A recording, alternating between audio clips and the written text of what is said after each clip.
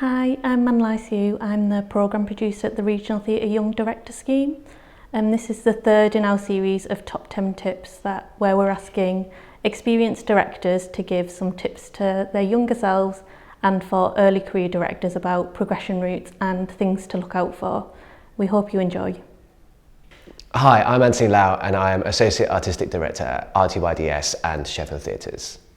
So I did a lot of youth theatre and didn't always get on well with it, never found myself as good as the other people around me, and spent a lot of time sort of standing on stage looking at other people and wondering how it is that they were so connected to what they were doing. And I sort of shifted into directing as a way to stay working in theatre, to explore different disciplines within making work, and I did a lot of that at university. After leaving, I went to drama school to study directing for a year, but it was only really after that that I sort of did a lot of assistant work and making work on the fringe, and that was when I really started, I guess, developing sort of my skills as an artist and sort of my craft as a director.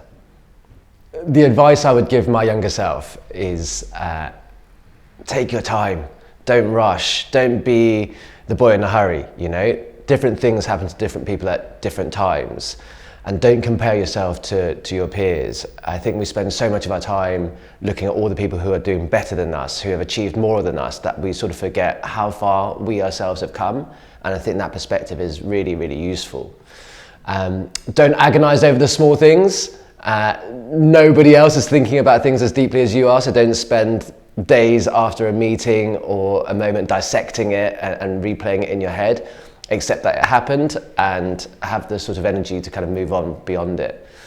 And finally, I guess it's about taking risk. And by that, I mean it's about making work that doesn't sit naturally with you. It's about making work that feels tricky or hard or is not to your taste. I think doing things that you don't naturally love helps you learn an awful lot. So my tips for being an assistant director is, first and foremost, be sensitive to the room. What does the room need right now? Is it a bit of energy? Is it a bit of care? Is it a bit of attention? Or is it just to hold that brilliant idea that you've had in your head until the end of the day or the next morning? I think another really good tip is to develop good working relationships with everyone, and that's not just the cast, the creative team or stage management, it's everybody. It's everyone in the building who comes together to make that show. It's the people on the stage door, at the bar, it's people in marketing, it's people in taking part. It's everybody who contributes, because so often I think as an assistant director you run between departments and you work between lots of different people, so the more relationships you can create and nurture, the easier those things will be. My top tips for working with actors.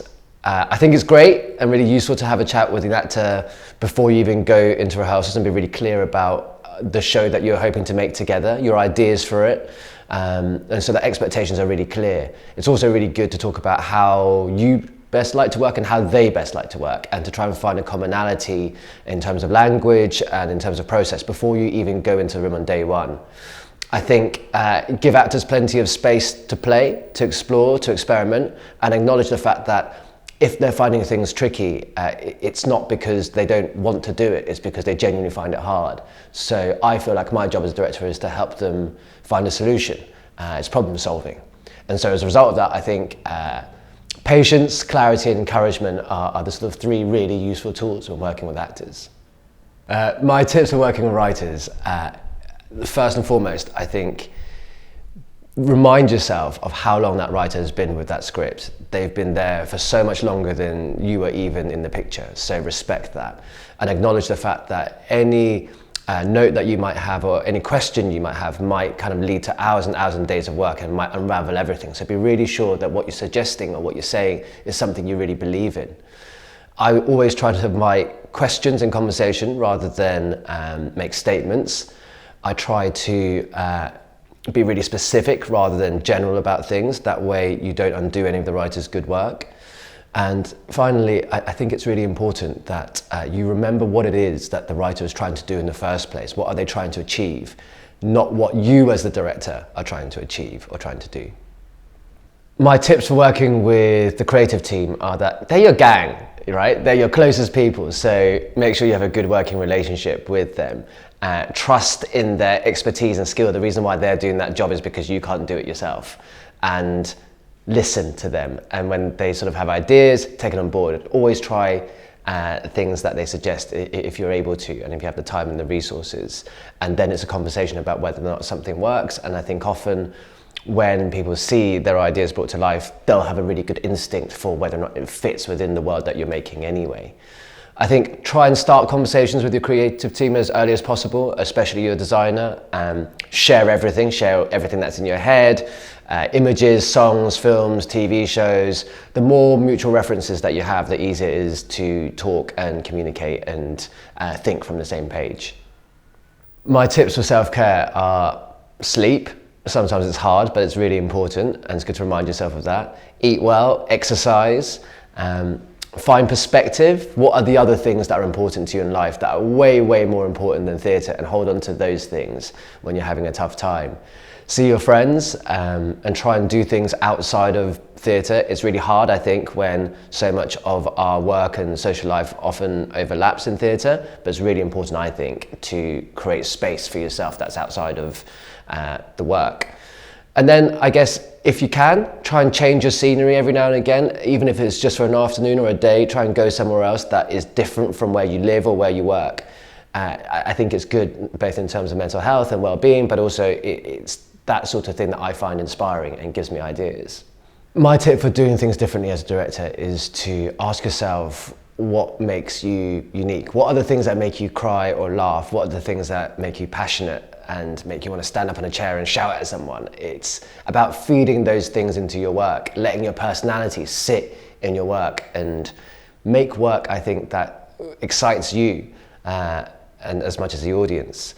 I think so often we look at so many different directors and artists and makers for inspiration that we kind of forget what it is that makes us excited in the first place. And I think we should listen to that instinct and listen to our gut, because so often I think it's as good, if not better, than our brain. What is my measure of success? I suppose every time I set out on a project, it's to try and achieve something slightly different.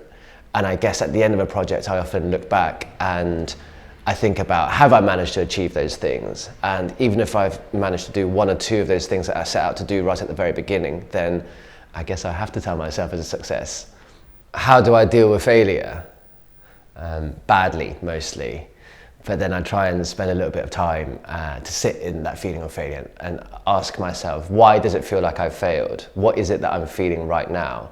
And what has been the cause of it? I try to sit in that feeling of failure and acknowledge that it's really normal, that everybody fails from time to time. I fail all the time outside of work, and I'm much more forgiving of myself because it feels like very much part of the human condition. I think I'm less forgiving of myself when it comes to work because everyone else seems to be doing so brilliantly, and nobody talks about their failure very often, and we celebrate and applaud people's successes, but we don't really discuss what happens when projects don't work out, you know? And I have to remind myself that I champion and celebrate experiment and risk-taking, and how can you do either of those things if you don't allow yourself to fail too? So it's a bit of perspective, I guess, and actually it's time, and it's about thinking about how it is that I feel like I've failed and how do I prevent that from happening again, and what are the other things that I can put in place next time to make sure I don't repeat the same mistakes.